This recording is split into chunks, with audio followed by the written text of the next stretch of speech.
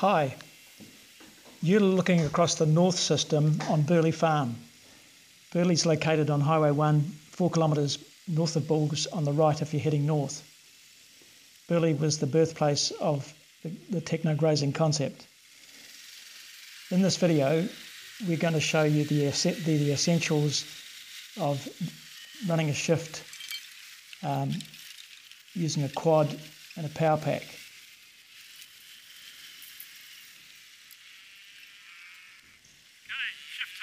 The first operation in a shift is to drop the front brake by untying the poly wire, gathering up some slack, getting some good tension on and pinging the release so that the poly wire drops nicely on the ground across the whole system.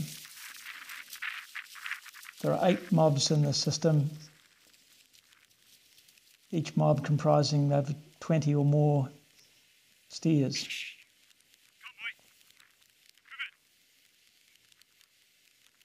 The lanes are 37.5 metres wide and approaching 900 metres long.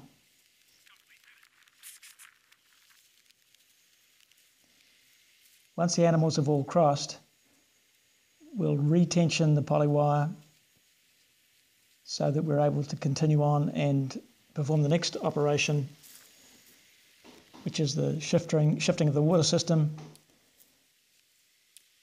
which in this case is based on a drag line and pin microtrough.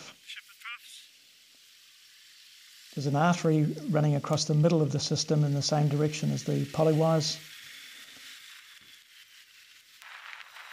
and the drag laterals are fed from that, and each lateral is long enough to reach right to the extremities of the lane. So the trough, grab our tread-in, and off we go.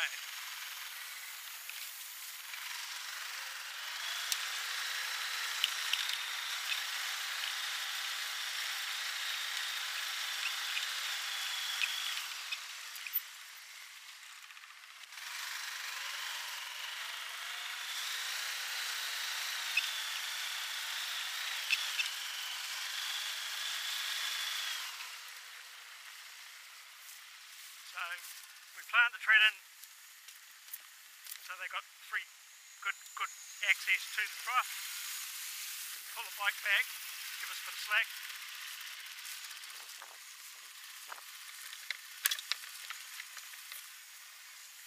Plant the trough and off to the next one. Despite its small size, the pin micro is adequate for as many as 50 adult cattle. And the pin is a great advantage for holding the trough securely in place, even though it has no weight to it to hold it there. It's more reliable in that sense than a trough that's sitting on the ground without a pin, even a much larger one. Exactly where you want it. You've got complete freedom of where you put the trough, so if there's problems of wear patches and so on, you can choose the ideal spot on the day.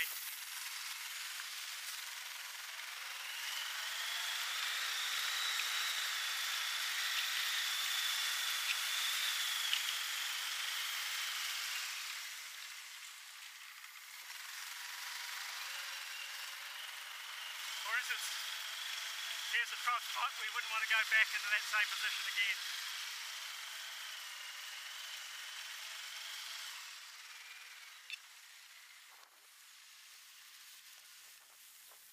In this case, the damaged area can be avoided and left away from the trough for several rotations to give it time to recover.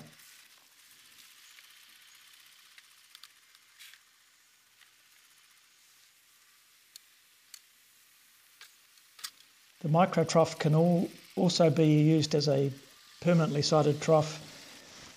Typically systems are 60 cells long, and The permanent microtroughs are located next to every second node post so that it can service the surrounding 4 cells. So in that case we need the full length of the system in poly pipe and 30 micros versus 1. So the drag system represents a very cheap form of small subdivision.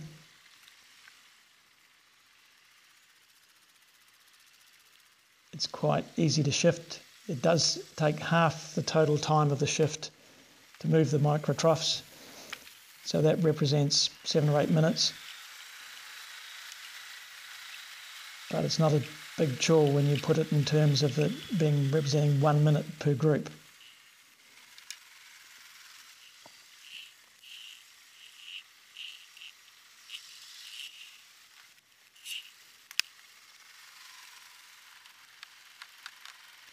With narrow lanes on flat ground, it's not necessary to put the tread-ins in many cases. That's on the polywire fences. If you're using that in combination with a permanent microtrough, there is no trough shifting to do, and shifting the fences is merely a matter of driving across the system and back as you lay out the fresh safety front brake.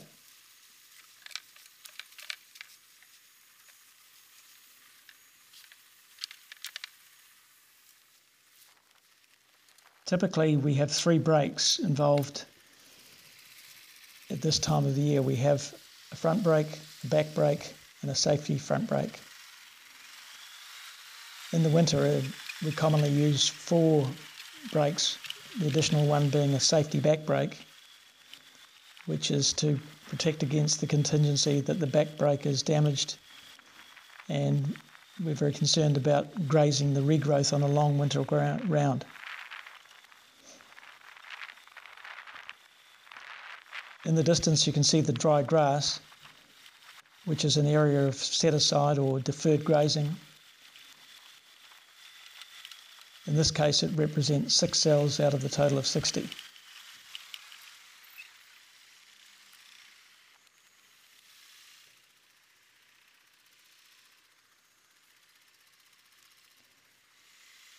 Apart from being a feed buffer, it's available for use in a drought or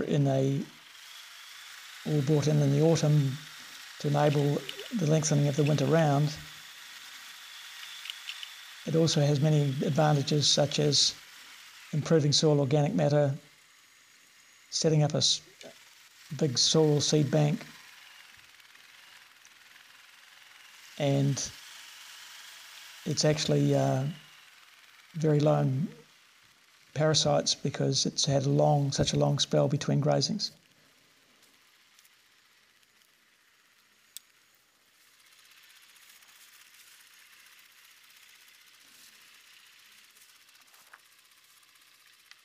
Of course, the key benefit is that it allows us to maintain full control even in a very good spring.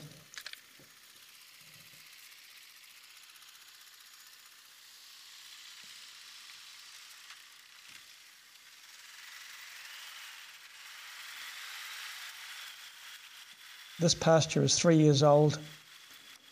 The main components are perennial rye of a very late maturing strain, plantain and clover. The ryegrass sowing rate was half the normal rate.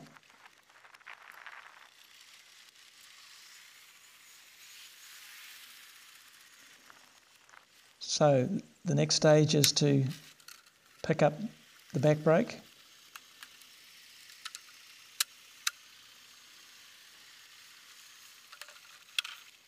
So the power pack has an electric winder with it incorporating a slip clutch. There's a double guide system which allows the wire to feed on nicely to the spool and position the lower guide so that it will run underneath the clip during pickup. There is a stylus which enables variable torque from the drive system, and there's an extractor for wrenching the tread ends from the ground.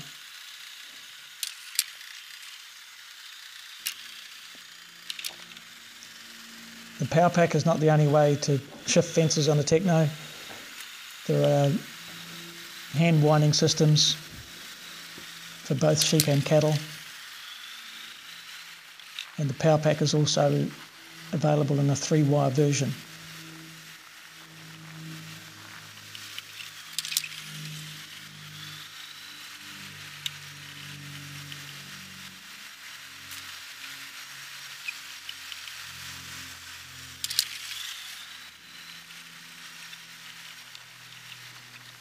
Shifting time is usually in the realms of 15 minutes for this system.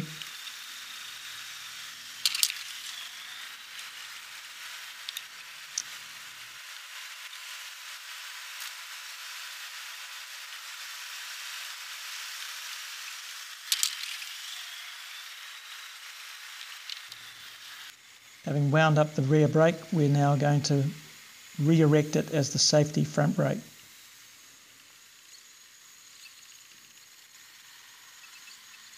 At this stage they're getting 4 of the 60 cells, although 6 of those cells have been withdrawn for set aside. So the rotation length at the current setting is 27 days.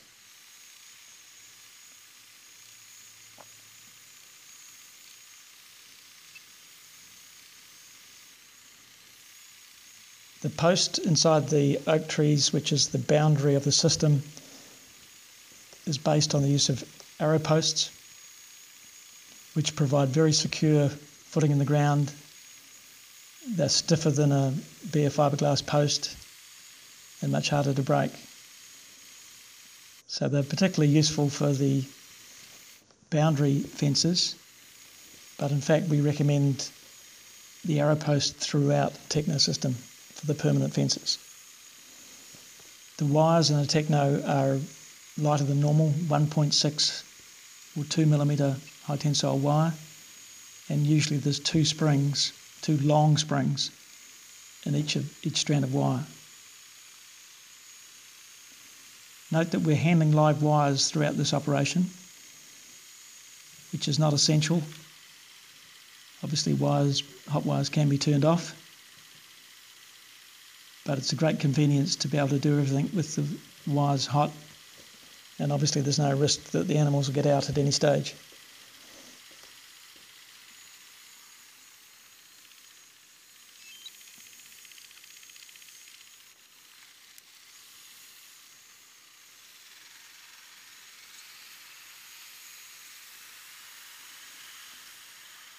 The whole idea of the node posts is that they demark exact areas so that every cell in the system is exactly the same size, but they also provide a clear line of sight of where the fences should go. In this case we're running directly on the line of the node posts, but it's not too difficult to estimate the midpoint between 2 posts to create half cells. In this case the intermediate fences have a double spacing, so to get every second node is virtual, if you like, and when we want to go to a 60 cell subdivision we have to estimate that halfway point.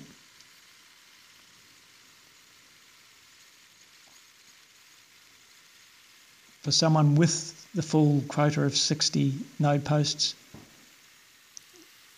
the cells can be split in half so that the available rotation lengths are extended in half cell increments per shift. Available rotations are 120 days, 80 days, 60 days, 40 days, 30 days, 20 days, etc.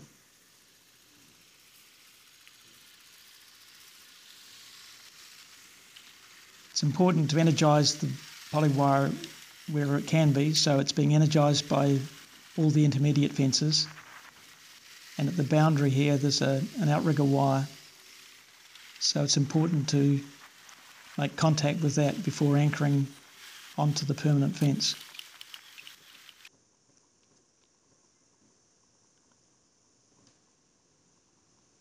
One of the virtues of the Techno layout is that it's very easy to read in terms of the state of the feed wedge. It's like a graph written in grass. It's also very easy to manage in terms of telling staff what the allocation should be at any particular point in time. Thank you for watching.